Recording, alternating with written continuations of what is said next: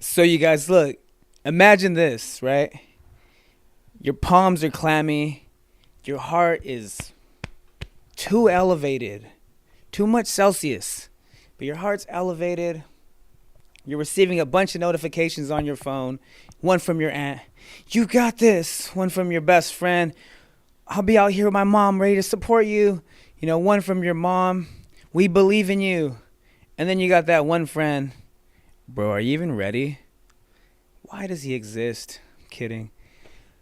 But ultimately, your own mind is also being hijacked, right? You're generating all of these thoughts of the future, all these moments on top of moments. And while that's happening, it's doing more of a disservice because the moments could be good and bad, but knowing that we're human, they're going to be bad, negativity bias. And if you're not counteracting those, you're just letting them perpetuate. And as that's happening, your whole existence, your life, your past, and all the life you have left is just being compressed into some bubble that's just 20 minutes. Just 20 minutes. And 20 minutes, you're making it bigger than what it had to be. It didn't have to be this big, but you're making it so important. It's life or death. And this is a performance. I'm here to talk about the parallels between public speaking and the art of boxing, which are both performances. I consider myself a performer. The number one feared thing in the world. Let's hear it. Yes, Ms. G, you are correct. You whispered it. Public speaking. This is the number one feared thing. What's second? Arguably, boxing. Combat sports. Brute force. Controlled violence. But if we go a little deeper, it's the fear of death. And in public speaking and in boxing, there's this ego death that comes when we feel like we're going to fail in front of all the ones that love us and all the ones that believe in us and all the ones that probably don't. And I was trying to overturn them and turn them into believers. But we have that fear that permeates our mind. And it's that ego death, right? Because we feel our status quo as a person is on jeopardy. What do you think Tony Robbins and Mike Tyson have in common? A lot of traits interplay. A lot of traits coexist. They've mastered the art of overcoming the fear of failure, right? Not that fear doesn't exist within them. Fear exists within all of us.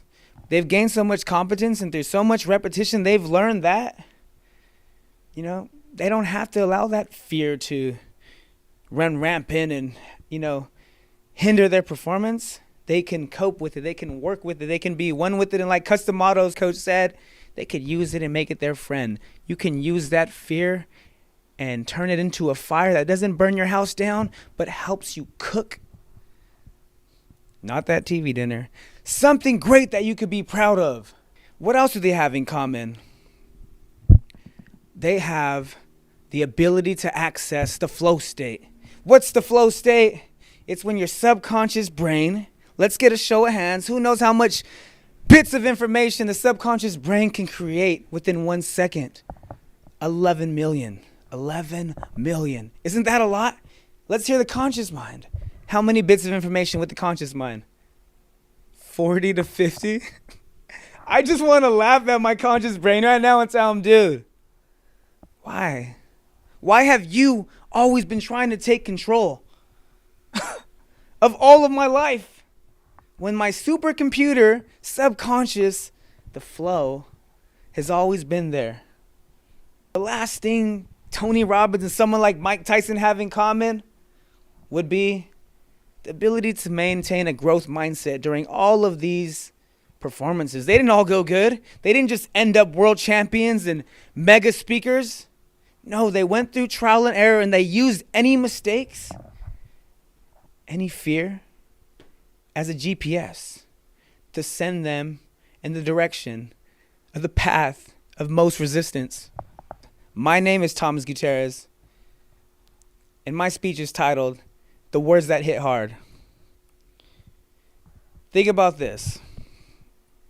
As I mentioned about fear, how it permeates our minds and our lives, and how it tries to be someone that it really isn't. It flourishes in the minds of public speakers, boxers, athletes, performers, all of us. We all know fear, right?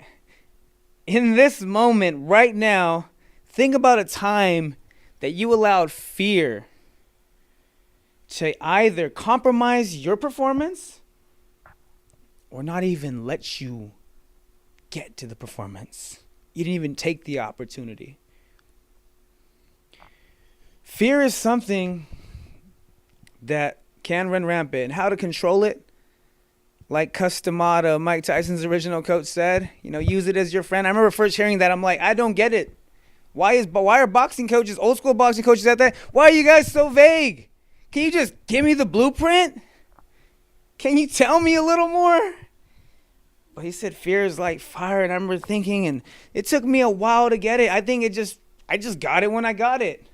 I couldn't rationalize it and understand it, but what it means is that when we go through anything that's fear-inducing, our physiological senses take off. Our heart rate picks up, our adrenaline kicks in, and we get in touch with our evolutionary humanness. It could either work for you or work against you. And that's how you manage it. So when he says use fear, that's like me getting into the performance, walking into the ring and realizing that my opponent in front of me, that he's fighting me and I'm not fighting him.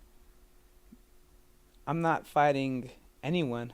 I'm not fighting myself or him. All I'm doing is showing up and being my best. We can't allow fear to be something bigger than what it is, and how to overcome that, I've learned, is just stripping it down to the reality that it is. Remember what's in your control. You don't take away anything that you don't control. Strip away anything that you don't control and gain awareness over what's in your control. And what's in your control is your performance, what you do, not the outcome, unfortunately. I know we want to train and get so great so we could control the outcome, but no, we will never control the outcome. That's where trust in your abilities and faith comes in. But we can control this moment, sticking to the game plan and performing at your best. You can't do better than your best, but you can do worse. Let's just shoot for our best. That leads me to my next point, which is so important when it comes to any of these arts. It's about singing like no one's listening, dancing.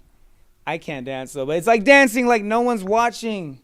And on top of that, actually, I was going to say smelling like no one's smelling, but we don't want that around here. My next point is accessing the flow state. What's the flow state?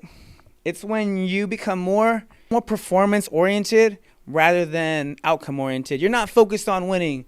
I remember hearing that a long time ago. What do you mean you don't want me to focus on winning? You want me to focus on losing? No, because winning and losing don't exist in this moment that's in front of me. All I could do is speak right now. If I do fail, then I will know when I fail. Do not die two deaths. Have you heard that saying before? If you fail, you're going to fail later. But in this moment, all I could do is do my best. Think about the flow state like this. Imagine a time when you're driving your car, right? You're playing your favorite song. If you're in the country, maybe it's some Zach Bryan. Maybe it's some Metallica. Maybe it's some Katy Perry. Hello. Or maybe it's some Kendrick Lamar, Drake. Keep the peace. And you're just driving, you're doing many things at once. You're waving at your neighbors, you're dancing, you're ignoring your phone notifications, and you're hitting green lights when you should. You're slowing down on yellow lights when you should, or picking it up depending on where you were at that position of time. But you're not thinking. You get to your destination so fast you didn't even think. You're like, how did I get here? Wow. And you want to know something? That's the flow state. That's autopilot at its best. You got to the destination, you didn't even think. And that's control. And I learned that a long time ago. And that's what I call driving with your eyes. And I took that principle, I applied it to boxing, and that's what I call punching with my eyes. And accessing this flow state is for all of us. And I encourage you all to just try it out. And you could try it out by the next conversation you engage in. Imagine that you just talked to somebody for 15 minutes, a stranger. They walked away after, and you know what you told yourself? Dude, what did I just say? Because you don't remember, but you remember everything they said. You don't remember what you said because you weren't consciously thinking about what you were going to say, how you said. You weren't analyzing yourself. You were just, being one with them and being present. When you're in that flow state, you don't try.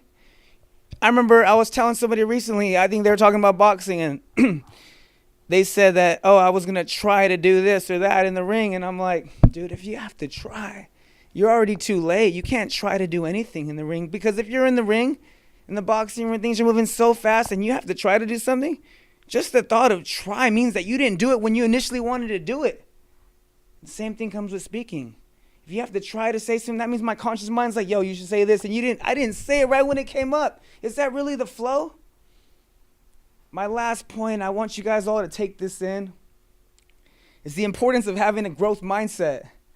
Having a growth mindset is so huge in boxing, in public speaking, in life. There's a growth mindset and there's a fixed mindset. There's someone that's constantly becoming and evolving, and someone who thinks his traits and everything that he inherited is just him. That's just who he is. And if you're that way, no diss, no shade, but to perform at your best, you have to have a growth mindset, because it's not about winning or losing. It's about taking all of that data, right, from your winning and losing, from your results, and you're just using that, like I said, as a GPS. It's just directing you. That's all it's doing. I remember my recent fight. I got my hand raised, right? And I remember I looked like I didn't win, even though I did amazing. It was an amazing performance, but once you leave that flow state, and some of you that have been there here, you understand, you don't really remember what just happened. Also, it's like it takes a while for you to come back into reality. So you're just kind of like, yo, what just happened? But yeah, after I got my hand raised, I got back to I embraced the moment after that. But I remember the next day, it dawned on me. I was like, why wasn't I too excited? And then it hit me. There were some moments within that win, that I said to myself, yo, I could have did this better. I could have did that better.